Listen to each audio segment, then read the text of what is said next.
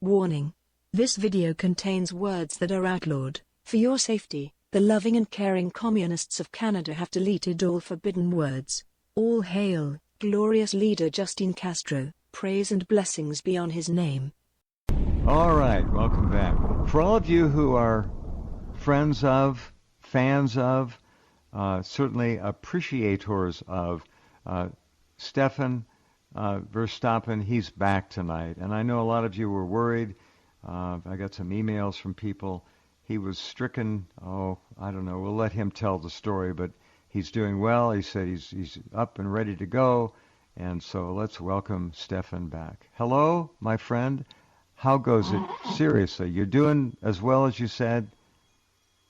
You're Yes, not putting I am, on a Jeff. happy face? You're doing okay. All right. No, I'm not putting on a happy face. I'm like, it's like I told the doctors at the hospital. I said, I'm like Wolverine.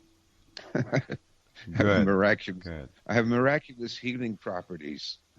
Very good. I'm ready to go home now. They wouldn't let me go. They said, no, you're going to have a heart attack if you go now. So, now you had an attack, so to speak, of congestive heart failure. You want to describe Yes. that for people, what that is, so they'll know? A lot of people hear the term, but I don't think they really understand what it is. well, I still don't understand what it is that clearly. It was Wednesday night. I woke up in the middle of the night and I couldn't breathe. And, I had to really gasp for air. Right. And the next day, Dixie, you know Dixie. Everybody knows Dixie now. She called me in We're the morning. saying that in the best possible sense of the terminology. Yes. Everybody loves Dixie. Okay. Everybody loves Dixie. You got that right. So, she called me. She says, "How you doing?" I said, "Well, I'm feeling okay." Well, I'm always putting on a brave face. It doesn't matter anyways, right? But you really didn't feel. How were you? Give us your symptoms again. What did you really feel like at that moment? What was going on? Pain in your chest, hard to breathe, lack of oxygen, aches. What was going on? Well, I had a pain in my chest for a few days a week earlier. Uh-huh. But I know, because of my work with as an instructor for St. John Ambulance and for Red Cross, I know the symptoms of a heart attack. And the pain in my chest didn't match the symptoms of a heart attack. So I thought I'd go out and test it. So I did my bicycle ride into town, and then I came back and carried, 60 pounds worth of groceries and bicycle up 3 flights of stairs. And, I was winded, but, I thought, well, if I'm going to have a heart attack, this will do it, right? Yeah. But, no, it was like extreme fatigue. I couldn't breathe. It feels like you can't take a full breath, right?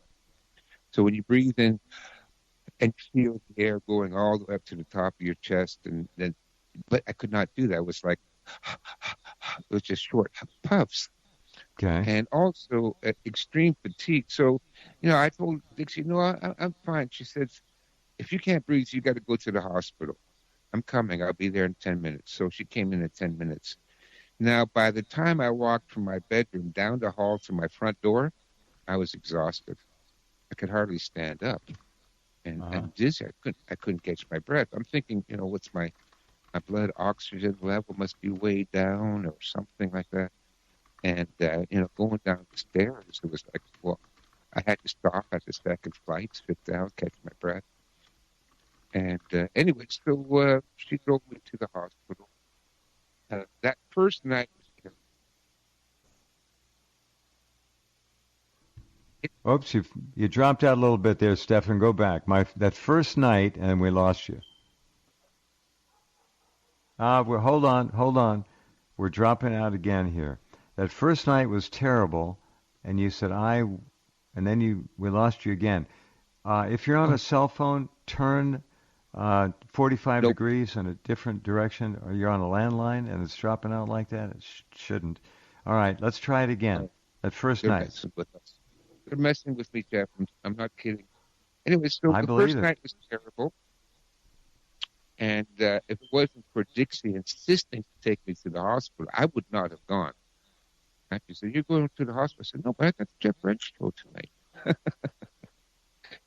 And no, she said, "You got to go. You got to go." So I don't even know where the hospital is in this town. I don't know anything in this town. Wow. Yeah. So anyway, she drove me to the hospital, and when I got in there, my blood pressure was 257 over 183. They Oh said my. that, Oh, yeah, no. they said you're going to have a heart attack or a stroke.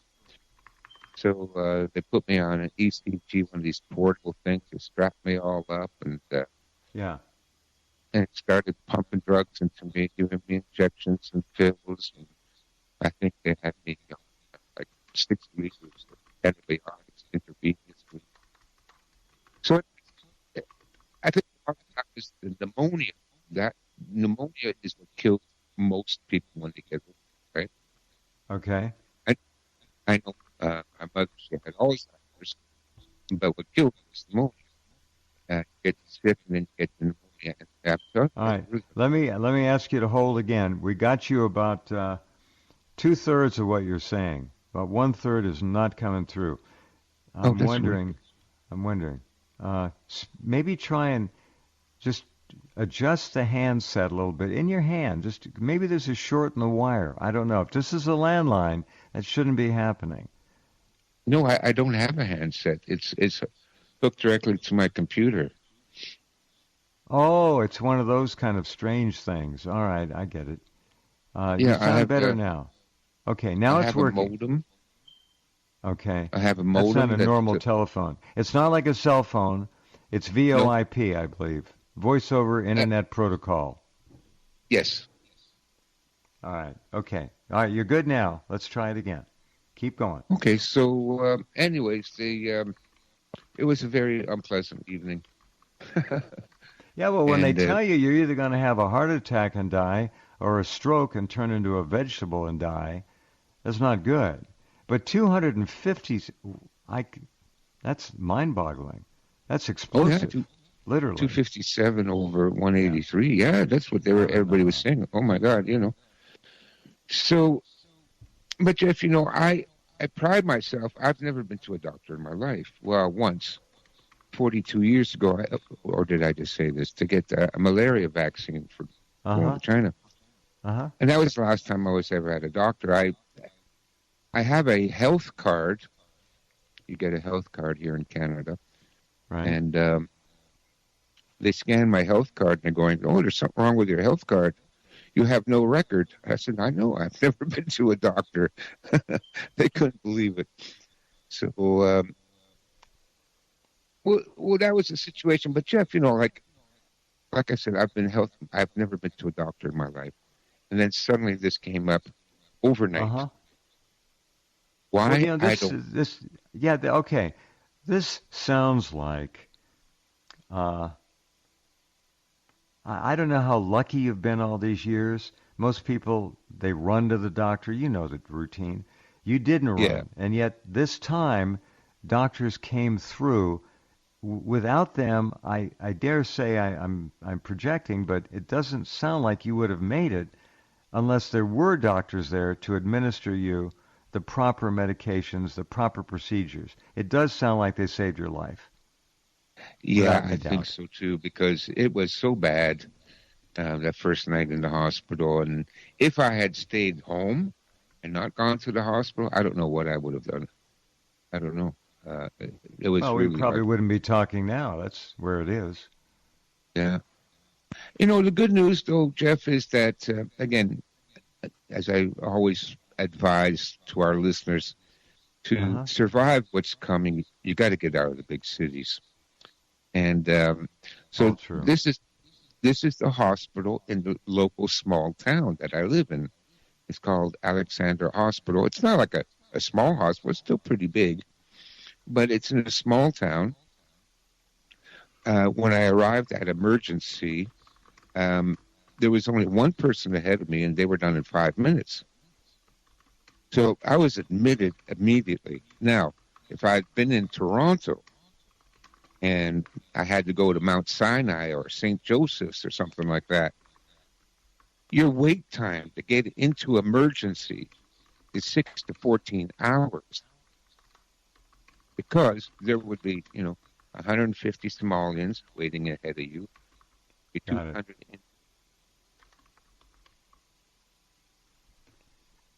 All right, we lost you at 150 Somalians. Now, hold on. Let's get you back here. I wonder, did you call into the studio or did Todd call you? Todd called me. All right. Todd, you think we should try and reconnect? I don't know how VoIP works. Oh, you're on Skype. Oh, Yeah. okay. Well, Skype is rarely like this. It usually works pretty well. Do you think we should reconnect, Scott, or just leave it? Keep trying. We can try it. We can try. All right. Go ahead and Yeah, hang up, let's Stefan. We're going to reconnect. Okay, I'm going to here. hang up. Yeah. All right. Very good. You know that Western medicine is very problem-oriented for the patient. But if you break a leg or have something that's grievously, like Stefan had, life-threatening, they can step in and intercede and save a life. They can do that, and more power to them. When you look at Joe Tippins, on the other hand, $1.2 million, and they told him to go home and say his goodbyes. That's not medicine. And what he knows about and what he's shown that fenbendazole can do should be shaking this country to its foundations now. And every oncologist still above room temperature ought to be all over this thing. I'm not sure that they are. At any rate, thank goodness he was able to go. Thank goodness Daisy was able to get him to go. And I did. It was the same night. That's right. He was supposed to be here. This is 2 months ago now, I guess. All right, well, let's see what we get. Todd's reconnecting on Skype, not VoIP, unless VoIP means Skype in some other way of interpretation. I don't know. Are you there yet, Stefan? Still working on it. All right, there he is. Are you there? I'm trying to call him on the phone. Okay. We're trying to call you back now, Stefan, if you're listening.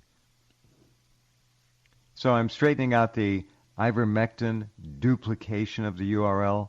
That will be fixed later on this evening when the webmaster gets back up. He's asleep now, and we'll get that fixed for you. But really important. And if you want the whole file with these both URLs in it, let me know, and I'll send it right to you. It's not a problem. Just send a request. Well, I hope we haven't lost him completely. Maybe he can call in to the studio. Sometimes that works. This is technology. It's not working right today like it usually does, but that's okay. Take a look at headlines and go through those. Big day today. Maybe a last chance effort to turn away from nuclear war. Russia offered Ukraine a very appropriate, from what I've gathered, looking it over carefully as much as I can, given the amount of information they've disclosed, plan to stop the war. And Zelensky has already completely rejected Putin's peace offer. No, it's not going to happen. So we're going to continue to move toward what appears to be almost an inevitable exchange of nuclear weapons. Perhaps it'll stay in Europe for openers, NATO, targets that are critical to the NATO infrastructure there. Remember, this whole thing happened because of the pending invasion of Ukraine by the Kiev regime, and the Russians had to go in and stop it before it happened. All right, Stefan, are you back? Yes, I'm back, Jeff. Oh, you sound better. All right. Oh, okay, good. So let's go back to the hospital, so to speak. And I thank Daisy while you were away, again, for getting you to go. I hadn't remembered it was the same night you were supposed to be on the program. So thank you for your loyalty. Yeah, well, the night before, but... no, whatever. Yeah. All right. And Jeff, I want to thank you for sending me those emails. It really encouraged me. I really like that. Thank you. You're very welcome. I'm happy you were there to receive them. God. Yeah. So right. so the hospital was great. Like I said, if I was in a big city, because we have so many refugees and so much diversity, that it would take you. I've heard stories of people waiting 14 hours in emergency room just to get admitted. Oh, yes. Yeah. Oh, yes. And they lay there or they sit there and they're just miserable. Some of them are having heart issues, and they still make them sit there. Oh, yeah. Hard to believe. Yeah, but because it's overwhelmed with refugees, and a lot of the times, I know because I've spoken to the doctors here, that a lot of times, like, the refugees will come into the hospital, they'll go to emergency room for, like, a sniffle. Correct. Yes, I've heard that too. Yeah. Yeah, so they'll clog it. I mean, last time I was in the hospital was for my mother, and it was awful. It was just awful. It was just I couldn't see a single white person. And you really couldn't? You really couldn't. That's gruesome. The nurses, the doctors, everybody waiting in the emergency. Maybe there was one or two white people, but not really. I get the picture. I get the picture. Yeah. Oh, well, they're bringing them in by the millions now, there in the United States. And here, they're flying them in. They're not even telling you about it. No. And they're all refugees or asylum seekers. Well, I don't know how you can be an asylum seeker. Many of them are diseased. Many of them have IQs less than they need to compete in a modern first world nation. They can't. We're talking 60, 70, maybe, in some cases. It's just not good. You cannot inject the third world into first world and expect anything less than catastrophe. And that's what we're going to get. But my theory is they do that on purpose because of course they do. I told you, oh yes. I think I told you the story. A friend of mine who was OPP, which is Ontario Provincial Police, he told me a story about two immigration officers he knew that both resigned because they received instructions from, Ottawa, which is our version of Washington, D.C., saying that under no circumstances allow any white people to receive an immigration visa. So whites cannot immigrate to Canada, and instead we've got, you name it, we've got a whole plethora of third world people. But these third world people are a destructive force. That's why they're prioritizing people from a third world. That's why they're here. They're a destructive force. It's an attack on our society. Now, I know that sounds racist and all that, but really, if you think it sounds racist, go to the no-go zones. Go walk down the street there go live there for a weekend, and you will realize that, these people are not compatible with first world society. They just aren't. Everywhere they go, it's high crime and violence and garbage and graffiti and vandalism, and they destroy everywhere that they go. That's just the fact, and that's why they're here. It's true. The powers that be that rule our countries through our fake government do that on purpose. So I know it from firsthand. White people not allowed in, and all the Afghanis and Somalians and Nigerians, fine, that's no problem. Anyways. But the good news is they haven't completely infiltrated this small town. And so I'm in a small town hospital. Everybody is white, and everybody is so nice, Jeff. They were wonderful people, the nurses, the orderlies, the doctors. They looked after me. They were very polite and friendly, and I spent a lot of time talking to them, and getting to know their life stories a little bit. The fact is that they're good people, Jeff. They're good people. People in small towns. The nurse, my nurse, she was, mother of 4 kids, and she gave birth to 2 surrogate children for other families, and volunteers. That's quite a story. That's quite a story. Yeah, that was quite a story. Yeah, and she was great, and And so were the other ones too. Everybody, I spoke to them all, because that's what I like to do. I like to get people's See, stories. that's the right? side of humanity that we're missing so much of now. It's just not there. It used to be know, Jeff. everywhere. Anyway. I know, and that's why I wanted to get their stories, because I'm fascinated by this. Because, oh my God, there's good people. And I tell people, like, everybody's pretty much black pills now, right? Yeah. They've given up on humanity. I hear that all the time. I'm done with humanity. Uh-huh. Well, yeah, probably. Like 80% of humanity. First of all, we know they're NPCs. They have no self-awareness. They don't have an internal dialogue. They're basically, the living dead. They're zombies. So 80%, yes, let's write them off. They're useless for any practical purpose. And then, well, the other 10%, they might not be zombies, but they're probably pathological narcissists and psychopaths. So now we've got pure evil. But we still have 10% of the people that are good. Now, in America, you got what's your population level now? Nobody knows, right? 340 million? Oh, around 35 maybe, but we've got a lot of dead people here. They brought in 15 million the last 3.5 years. I think we've got between 20 and 30 million Americans who are no longer with us. They're dead. Most of that has been made up by the illegal invasion of this country.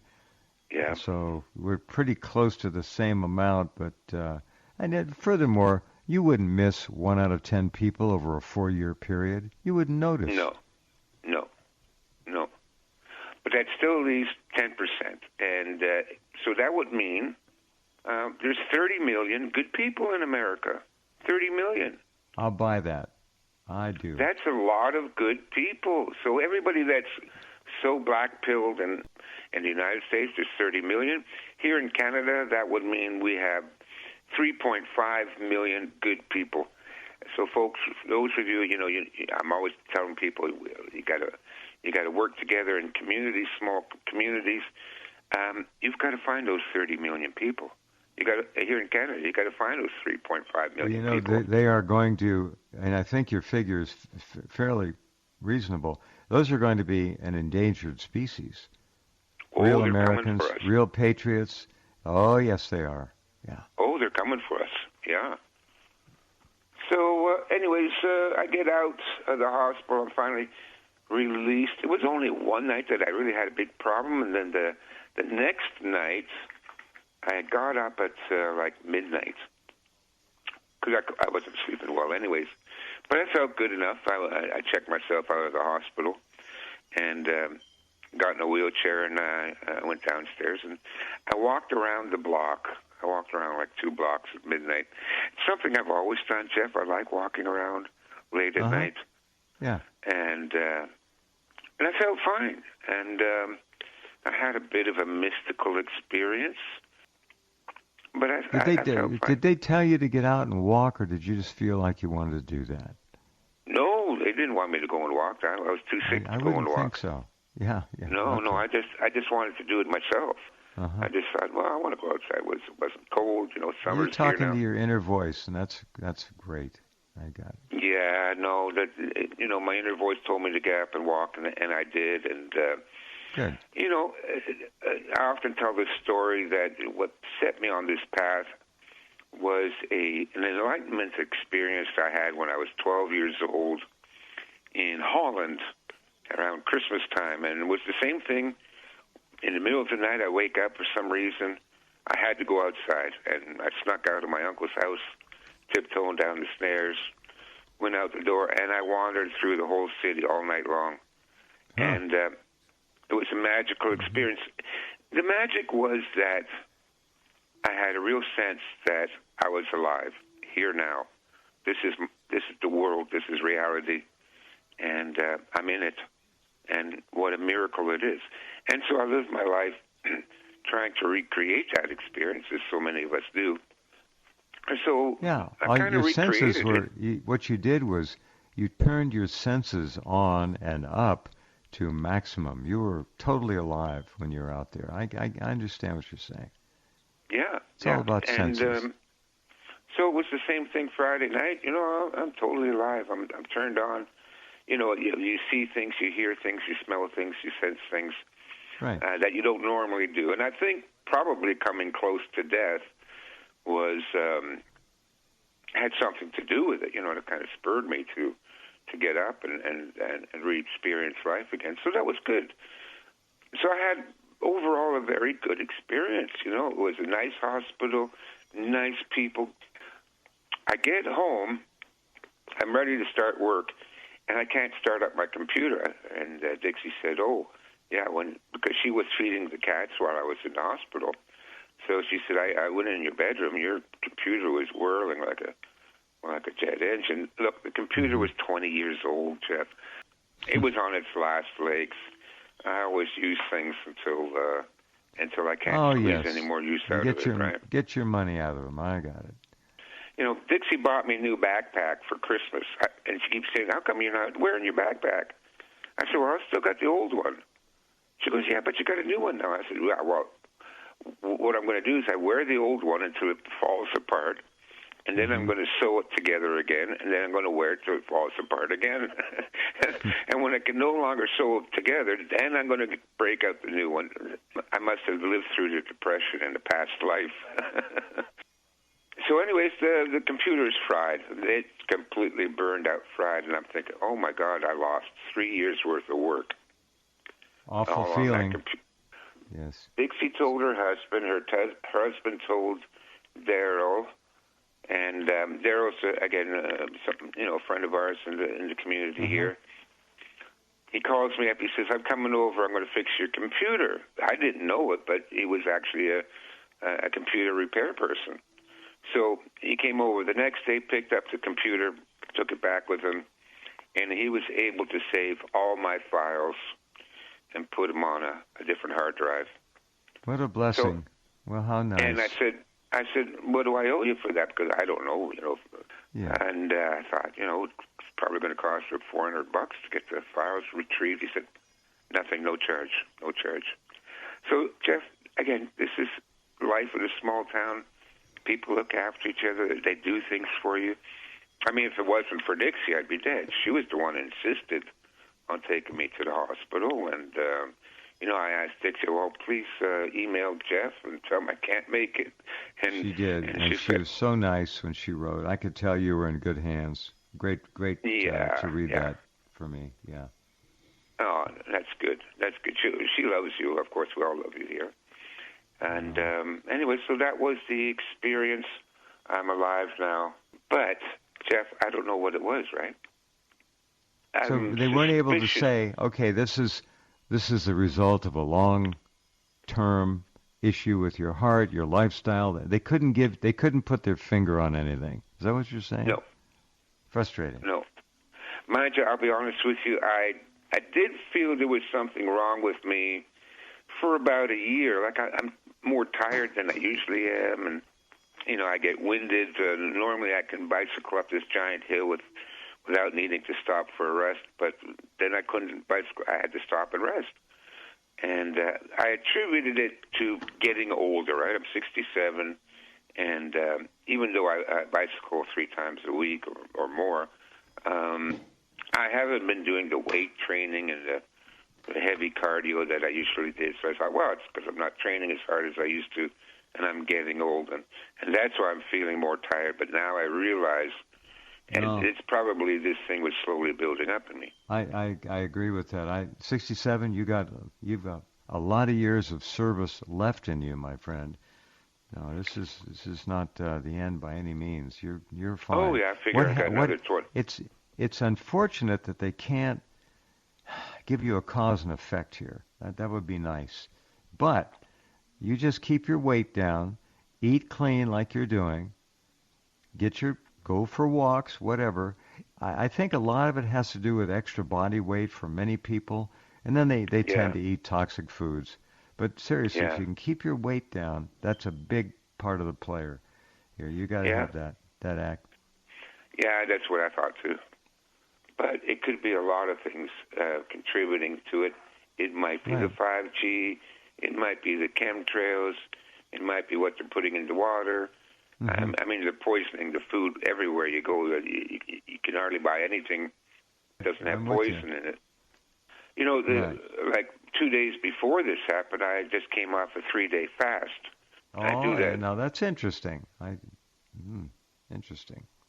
Yeah, I know. I went on There's a a 3-day lot to be fast. said about how you come off of a fast too. Some people come off of a fast too quickly, and they can do some damage. There's an art to I it. only ate a little bit when I came off, because my stomach is shrunken, so I can't. I throw out more food than I eat because I can't eat it. It's too much. What about the cats? Yeah, the cats. 2 fried eggs and a slice of toast, and I'm stuffed. Huh. Okay. Yeah. So I don't eat much to begin with. But, well, you must have had a heck of a lot of people pulling for you. You got great people up there, special people, and I bet you that helped to a degree as well. All that good energy. Oh yeah, the community. They have a prayer team, right? And so they send out an email to everybody in the community. So, whenever anybody in the community gets sick or in the hospital, and we've had, about half a dozen people in the hospital, they'll send out an email saying, so-and-so's in the hospital, let's keep them in our prayers. Mm-hmm. And I told them, I said, it was your prayers that got me up on Friday night to go out for a walk. Not that I'm converting to Christianity, by the way. Mm-hmm. But I think your prayers work. But there is a mechanism to that. I mean, positive energy is positive energy, whether they're giving it to you because they're a Christian or because they're a Buddhist, right? Yeah. So, but it does affect you. Absolutely, I believe that. I did that with my kung fu brother when we were going to go to China. He suddenly got really sick.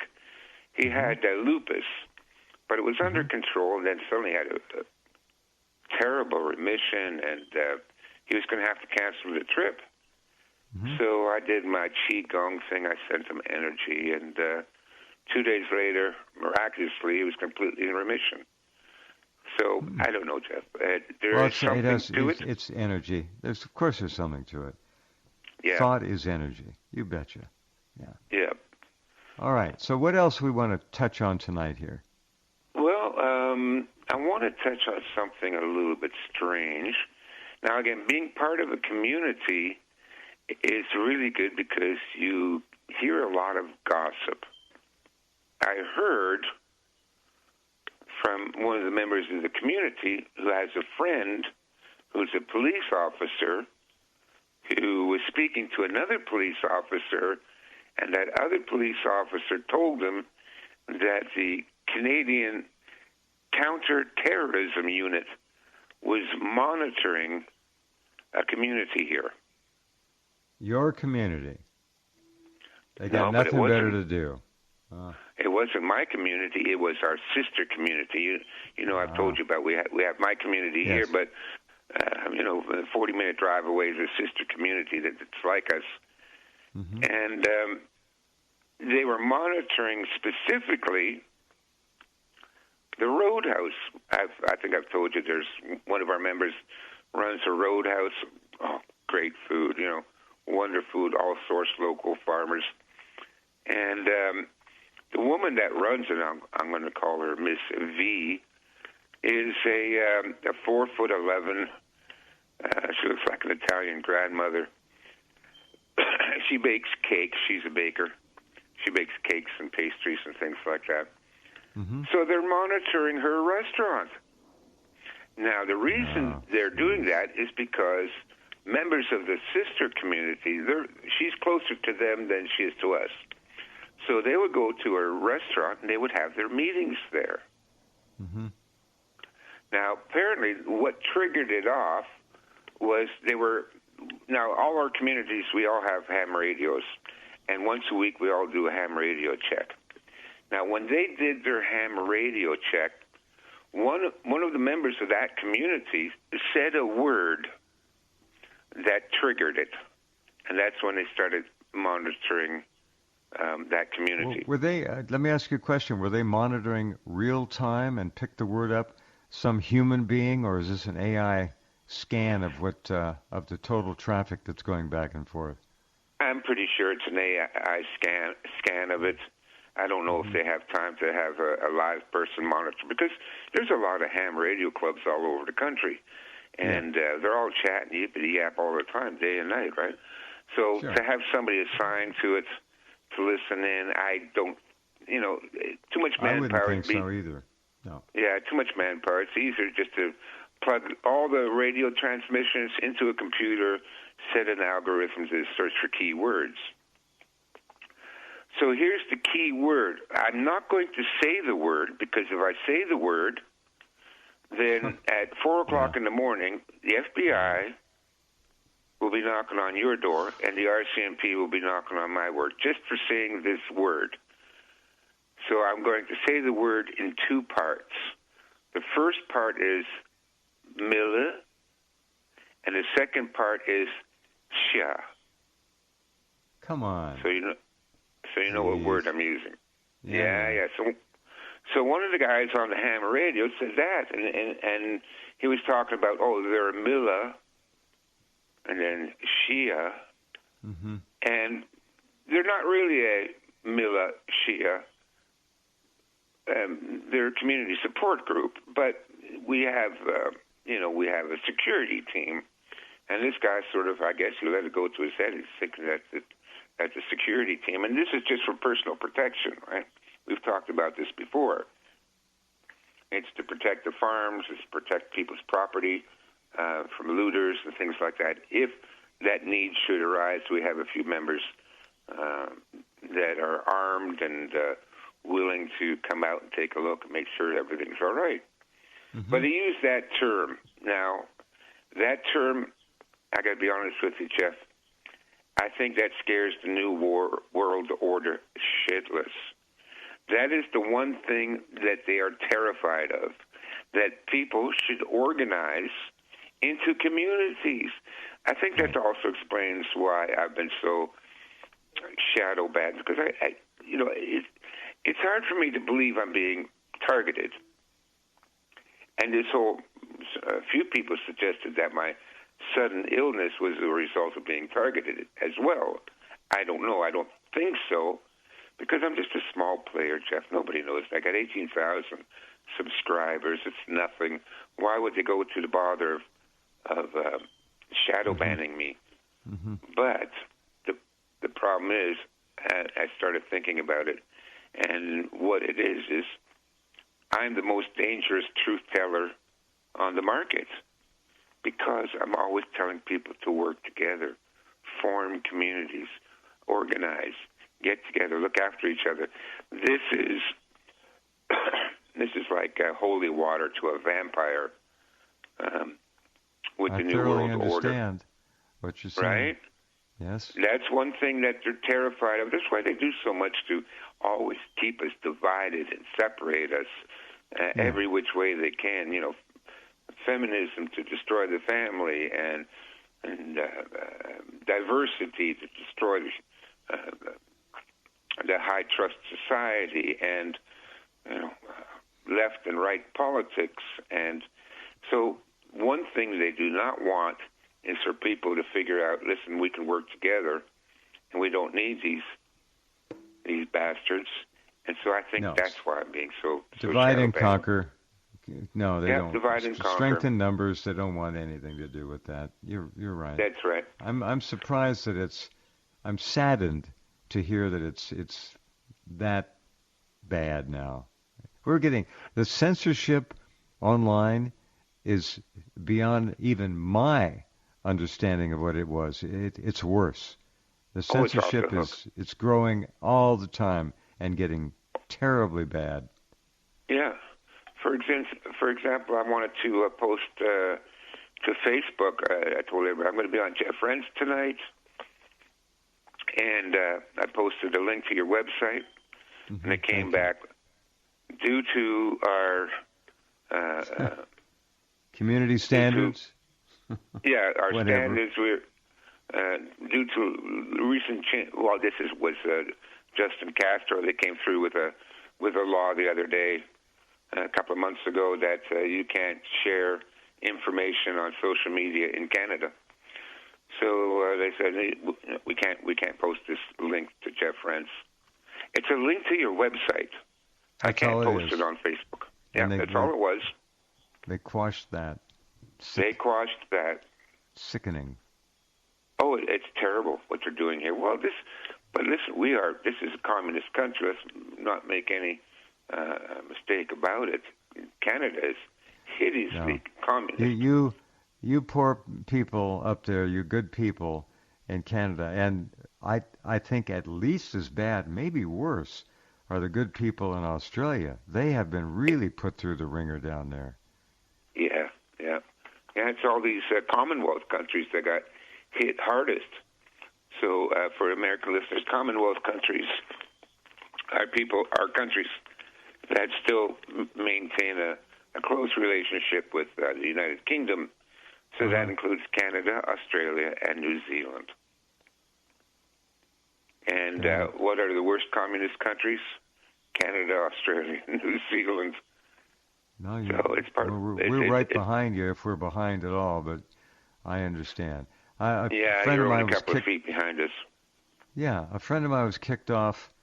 I don't want to mention the particular. It's a big organization, and he wrote back a pretty nasty letter.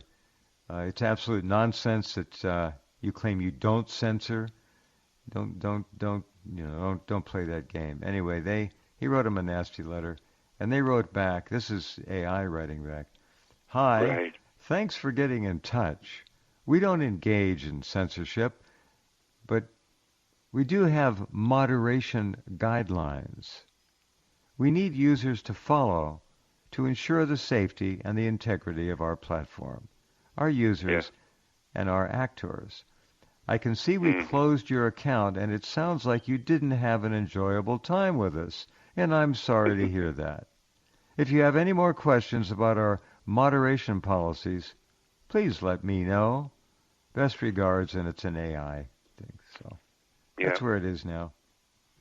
Yeah, I tested out some AI a couple of months ago.